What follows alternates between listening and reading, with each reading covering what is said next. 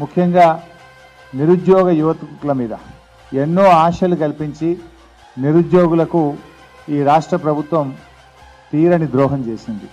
వారిది అసలు తప్పు కాదు. ఎందుకంటే వాళ్ళు అడుగుతున్నది మీరు ఏ మాటలైతే ఇచ్చారో, మీరు ఏ ఆశలైతే వాళ్ళకి కల్పించారో, స్వయంగా మీ నాయకుడు రాహుల్ గాంధీ గారు అశోక్ నగర్ లైబ్రరీకి వెళ్ళి ఆ నిరుద్యోగులకు ఇచ్చిన మాట నిలబెట్టుకోమని మాత్రమే వాళ్ళు అడుగుతున్నారు. మీ మేనిఫెస్టోలో పెట్టిన దాన్ని అమలు చేయమని మాత్రమే వాళ్ళు అడుగుతున్నారు.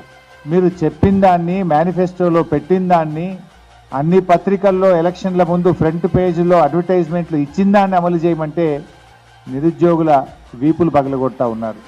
ఉస్మానియా యూనివర్సిటీ హాస్టళ్లలో చొరబడి అర్ధరాత్రి పూట వాళ్ళ మీద దాడులు చేయడం, అక్రమ అరెస్టులు చేయడం, వాళ్ళ మీద అక్రమ కేసులు పెట్టి భయభ్రాంతులకు గురి చేస్తున్నది ప్రభుత్వం. అందువల్ల దీన్ని చాలా